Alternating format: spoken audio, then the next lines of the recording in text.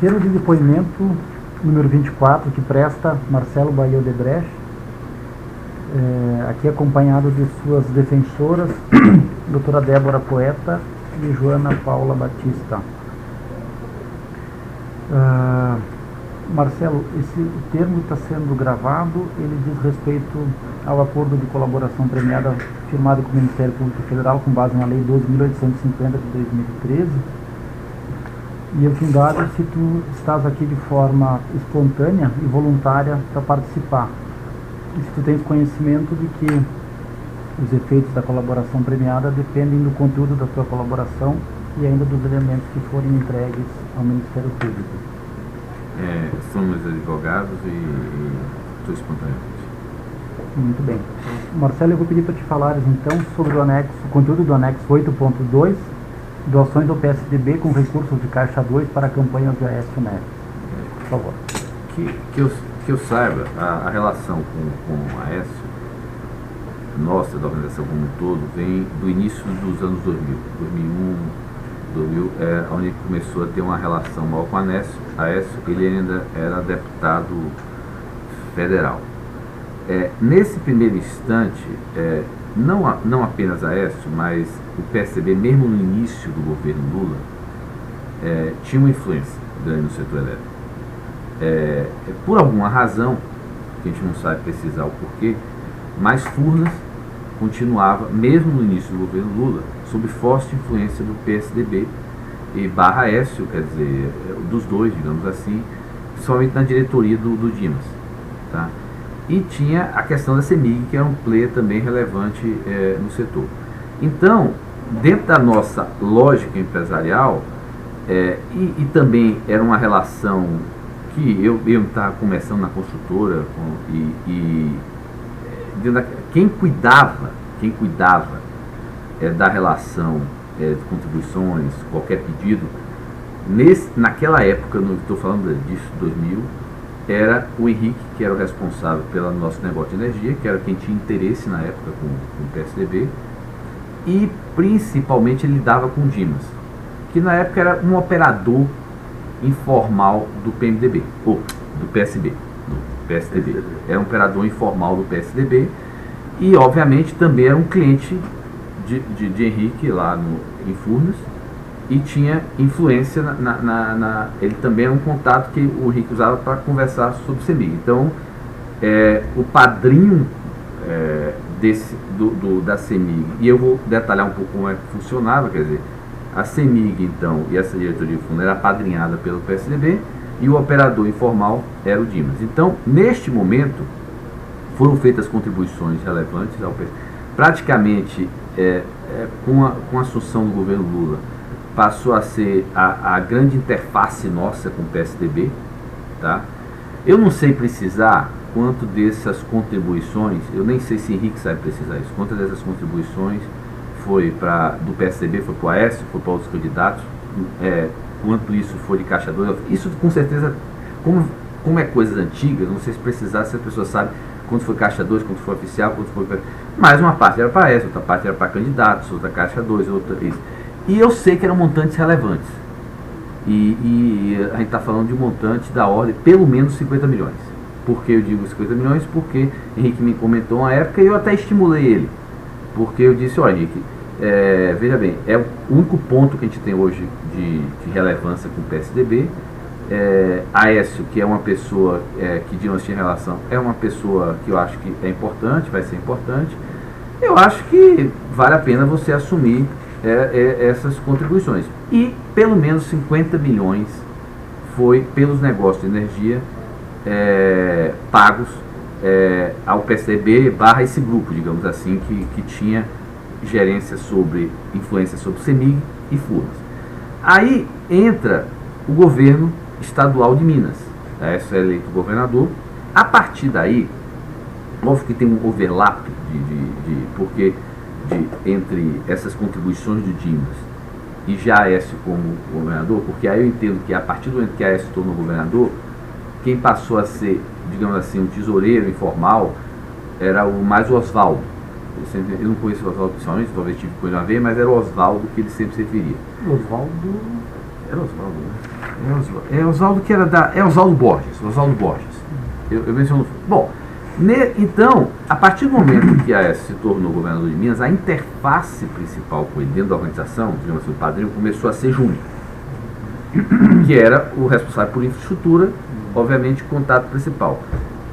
Júnior também começou a criar uma relação pessoal. A partir desse momento, eu também comecei a criar uma relação crescente com a Aécio, então eu comecei a ter contatos mais constantes com ele, não só para discutir política, discutir tudo que é tipo de coisa, entendeu?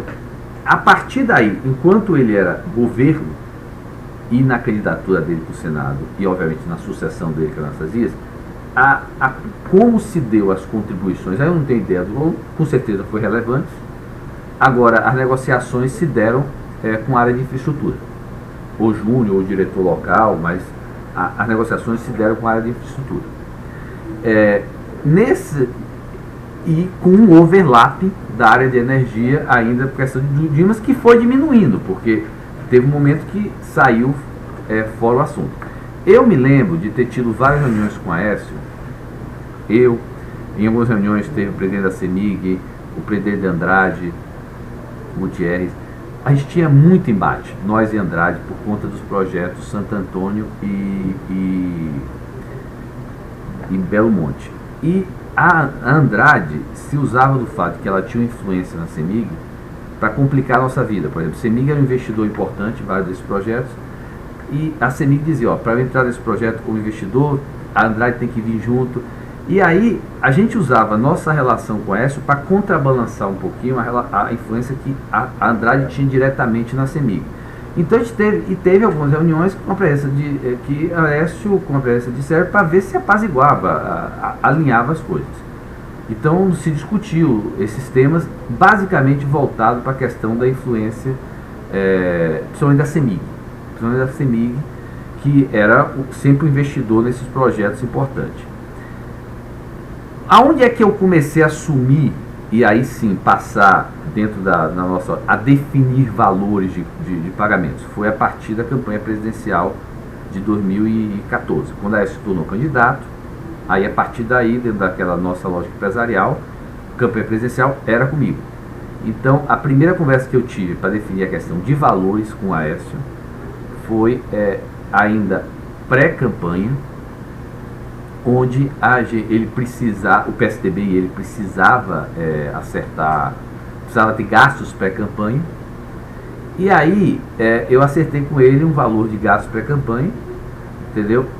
Que depois ele tentou recuperar como foi operacionalizado, mas nem eu nem Júnior a gente se lembra, mas aparentemente pode ter sido até por doação oficial ao PSDB ou por Caixa 2, mas foram para gastos pré-campanha, e a gente bancou assim durante 10 meses com valores que eu não, mas foi algo entre mas aí que está o detalhe, eu me lembrava que era 500 mil por mês por 10 meses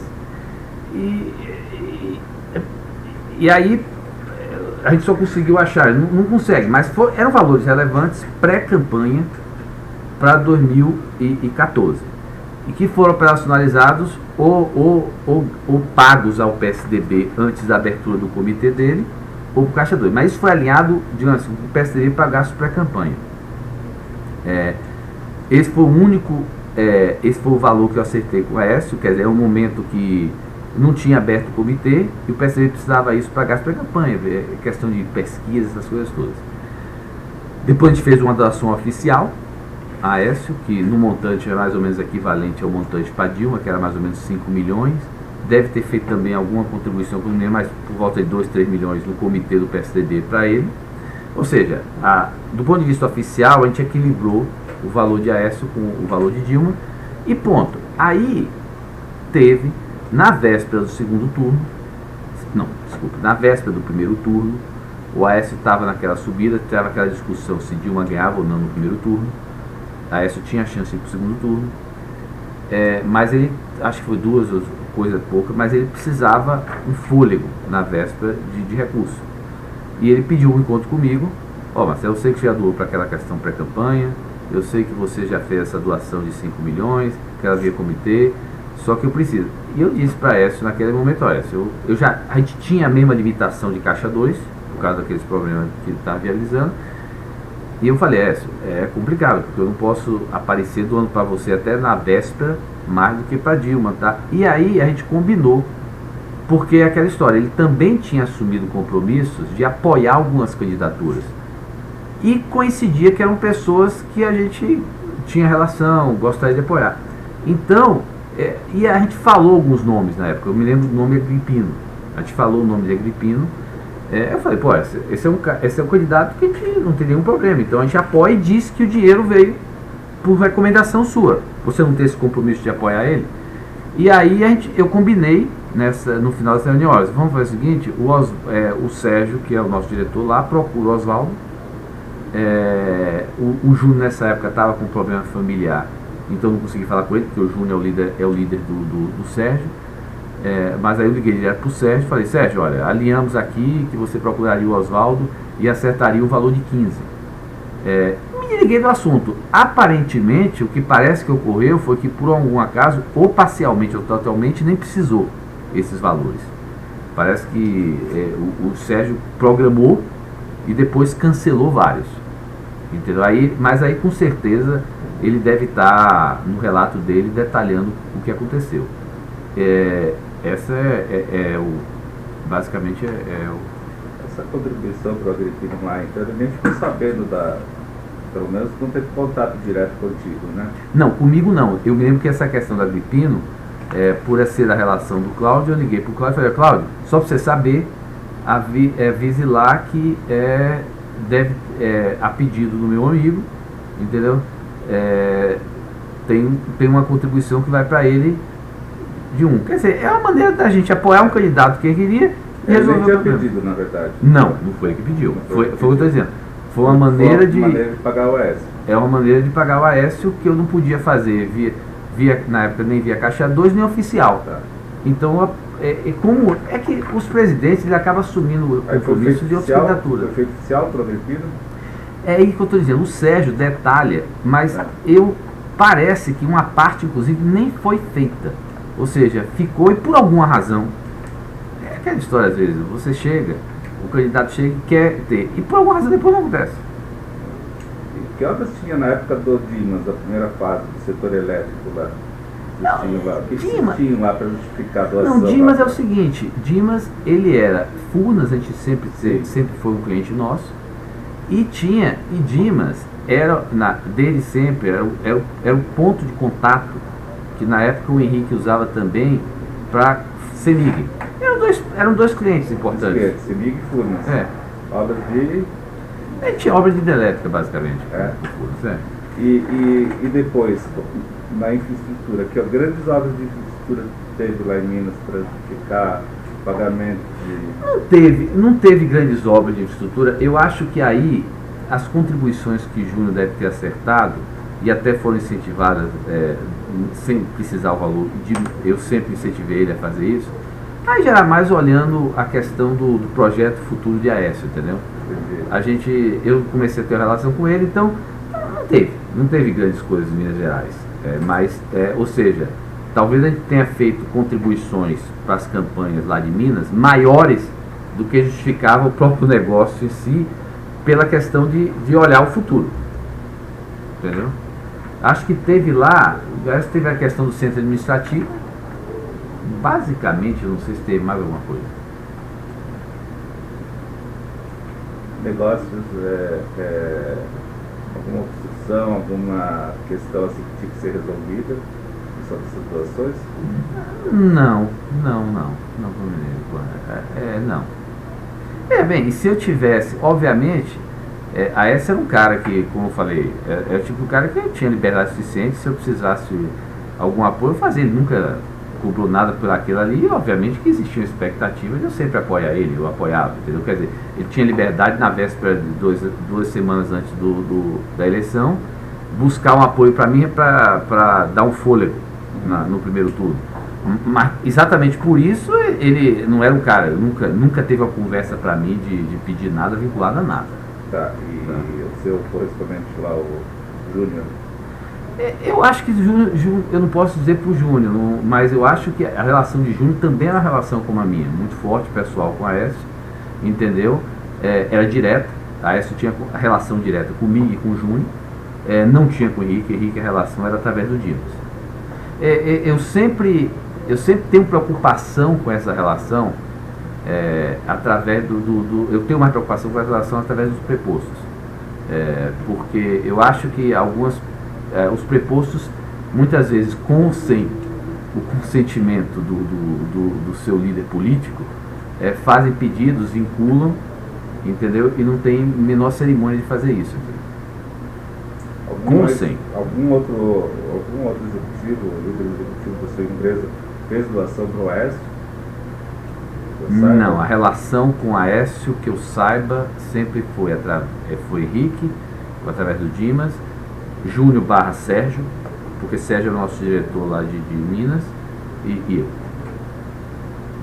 Eu não sei de mais ninguém que tenha tido relação com Aécio. Tá, e esse Oswaldo Borges, que é o seu tesoureiro informal, quem era o tesoureiro oficial? Não sei. Não sabe. Eu não sei, eu nunca procurei saber. Na verdade, era Oswaldo, que eu sempre ouvi falar que quando você estava com Oswaldo. Acho que normalmente os tesoureiros às vezes mudam de campanha para campanha. Mas ele era a pessoa que era encarregada do Caixa 2. E o Caixa 2 aqui foi feito por Caixa 2, só para esclarecer mais uma vez, por que foi feito por Caixa 2?